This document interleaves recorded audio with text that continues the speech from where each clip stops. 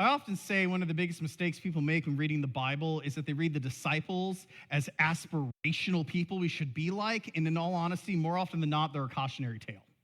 And today is one of those moments where the disciples are more a cautionary tale of what not to do than something we want to aspire to being. Because I want to walk you through exactly what's going on here. Jesus, in the past 3 stories, and you've heard at least 2 of them in the past couple of weeks, has been predicting to his disciples, folks, this is what's going to happen during Holy Week. We're going to go. I'm going to be grabbed. They're going to put me on trial. It's not going to be a good trial. It's going to be a fake trial. They're going to then accuse me of these horrible things I did not do. Then they're going to kill me on a cross. But don't worry. 3 days later, I'll resurrect. I'll meet you in Galilee. Got it? And they're like, yeah. And then they immediately do something that proves they don't get it at all. Okay? He's done this 3 times with them. James and John, who not getting it so much, they act like they're playing the TV show Survivor, decide to strike an alliance. Okay? And they're like, hey, James, this is what we're going to do. We're going to go to Jesus. We're going to say, hey, Jesus, which one of us is on the right and which one of us is on the left? Figuring that one of us gets to be VP and the other gets to be Secretary of State, and we'll make this alliance to get those 2 things secured out and write out the other 10 as lower cabinet members in the oncoming glorious moment in which Jesus declares himself king and defeats the Romans in a military battle. So they go to Jesus with this little scheme of theirs, which is why Jesus is like an exhausted parent, like, what is it you guys want? And they're like, well, how about this? And he's like, oh my goodness, you are still not getting this. This is not going to be a political military revolution. We're not going to have a court the way that they do down in Jerusalem. This is no. Don't you understand all your kings and strong men are just tyrants? I'm not here to be a tyrant. I'm here to be a servant, guys. Furthermore, not only do those 2 not get it, the other 10 learn of their little scheme about cutting them out of being on the top of the court of the king that's to come. And guess what? They're not like, man, those 2 didn't get it. No, they're like, man, they moved too fast. We should have our own alliances. Again, still thinking they're on the game of Survivor. Still completely not getting it. They should have reacted to James and John with pity or that they're being silly. They reacted with anger because they're just as not getting it as James and John. And so Jesus pulls them in and reminds them again, just like he has the last 3 times. The first will be last, the last shall be first. If you want to be first in the kingdom of God, you should be servant to all. It's basically the same point. He's reiterating a different way, hoping maybe this time it takes. Any teacher's ever had a class that's just not getting it, you've been there. But what does it mean for us? Like, why should we care? Right? I mean, it's nifty to know these things, but what does that have to do with us? I think it has a lot to do with us because it is a real discussion over what does it mean to be a leader, particularly a leader in the church, or to even be church itself. Because the idea of what it means to be church is the opposite of what it means to be government. It's the opposite of what power means in the world when we talk about it within the church. And when I talk about politics, I'm not talking about the politics of elections and who's going to vote for whom. I'm talking about the politics that exists in your office. Any of you that work with other humans, there's politics, right? Right? And again, I'm not talking about who's voting for whom. I mean the politics of like that dude's trying to get in good with that manager to get the better shift. That politics. This person's trying to impress that person to get this thing that they don't really deserve or to jump someone in line for the promotion. That politics. That sort of very human, very awful, very nasty politics that goes on. Of who's in the in crowd, who's in the out crowd, who gets to sit at the right hand and who doesn't. The very human politics of day-to-day matters.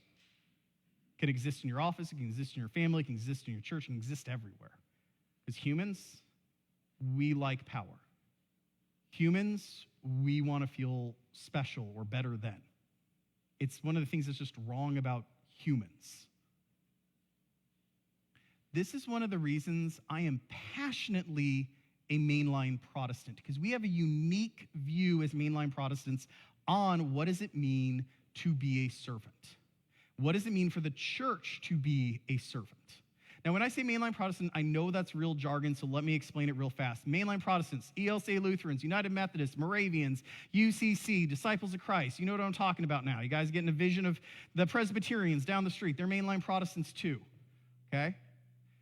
We're sort of a tradition in the U.S., a tradition that goes back a long time that's different than Catholicism, it's different than evangelicals. We have different approaches fundamentally on certain issues that are important, and one of those issues is how we structure ourselves.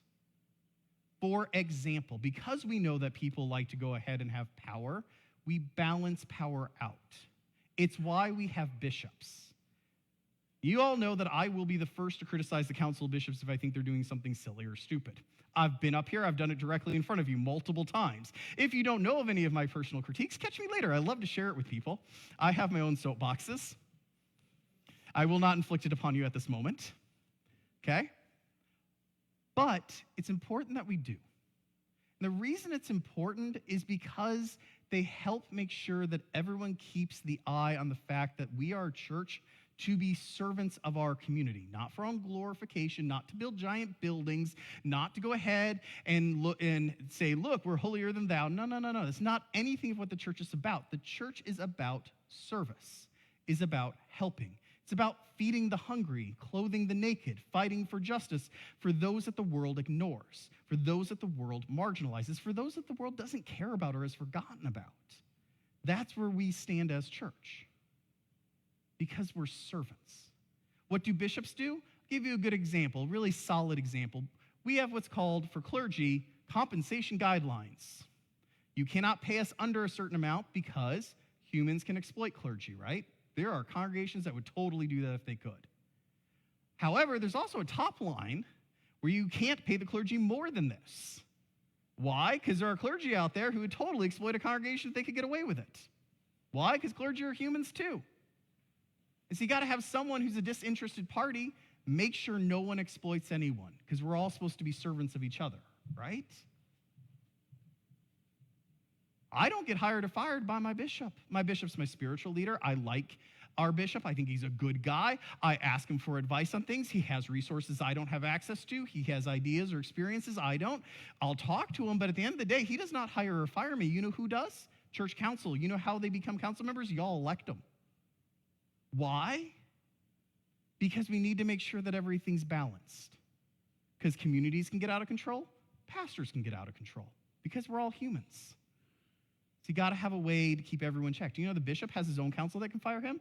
You know the presiding bishop has an own council that can fire her.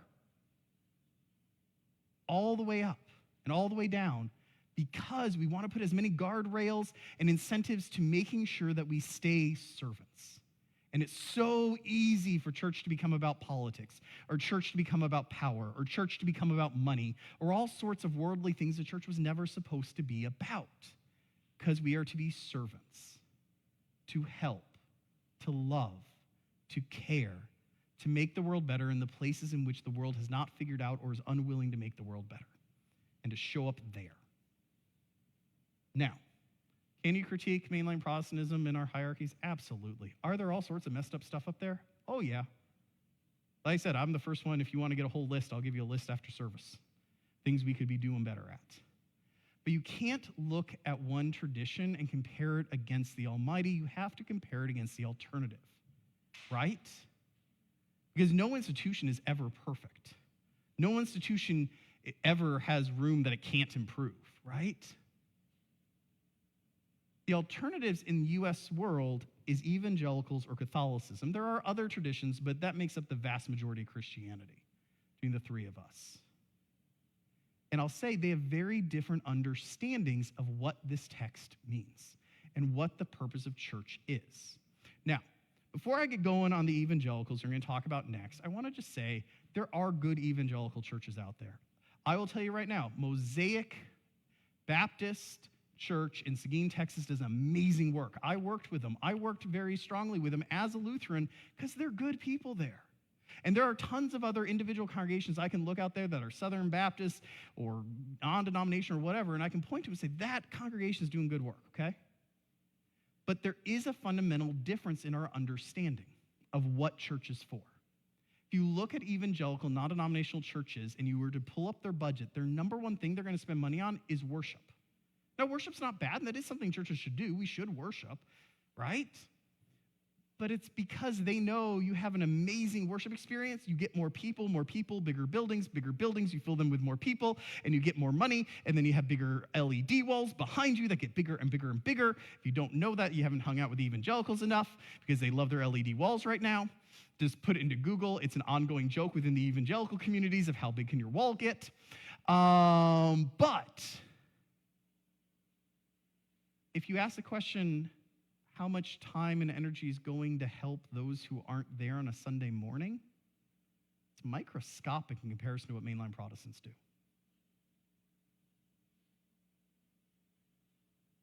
Because they see Christianity as getting people to come, sit in a pew, listen to a sermon, listen to some amazing music, go out and come back next week. And yeah, there's probably some politics involved, and yeah, there's some morality involved, and yeah, those are these other things, but when do you get down to actually feeding the hungry person? It's a second, third, fourth, or never tier for a lot of those congregations because they have a fundamentally different idea. It's why they don't have guidelines for pastors. It's how you have non-denominational pastors that have freaking jets. I don't know about you, I don't know how a jet would help me feed the poor. Right? Like, why would a pastor need a corporate jet? We have Zoom if they need to go somewhere. See, they don't have those things because they don't see service as the core to leadership. They see evangelism as the core to leadership. How many people can you save? How many people can you get in the pews? How many people show up? How much money do they give? Not, who have you fed? What justice have you fought for? How have you made the world better? They're different questions, but important questions. Now, Catholicism. If you know Catholicism, you know that they give immense amounts of money to help the poor, that they do fight for issues that they find that they are passionate about. They do go out there and fight for who they see as oppressed. Catholicism, you gotta grant them, like Catholic Charities and Lutheran Social Services, we work at over 10,000 locations together around the world because their charity organizations in Catholicism are amazing. But there is a fundamental difference between charity and service. And the biggest difference between charity and service is charity is something I do to you because I look at you and say, you need charity. Now, it may be true. You may be hungry, and as charity, I feed you. But that's not a conversation. I go, oh, poor, pitiful you, let me help you. That's not walking with. That's like not acknowledging who they are. And most importantly, it's not giving them a role in saying what they actually need. See, in Catholicism,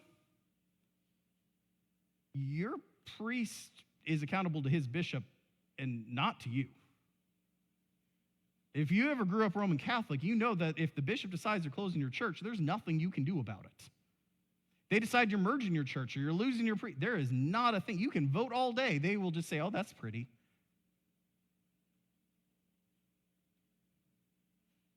They don't care. It's not a conversation. And that's the difference between charity and service. Because in service, we look at the person and we say, is there a way we can help? But instead of doing it to the person, we ask the person because that person matters. People matter. They're not numbers. They're not check marks. They're people.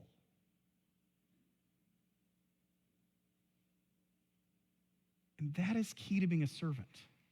Because a servant asks, what do you need? And then starts a conversation.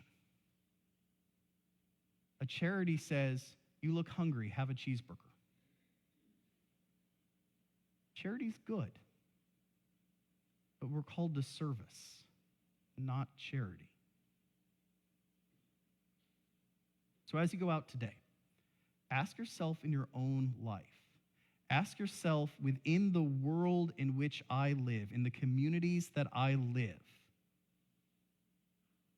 when I look to help others, am I doing it for them because I love them and I care about them and I want to hear from them? Or am I doing it for me?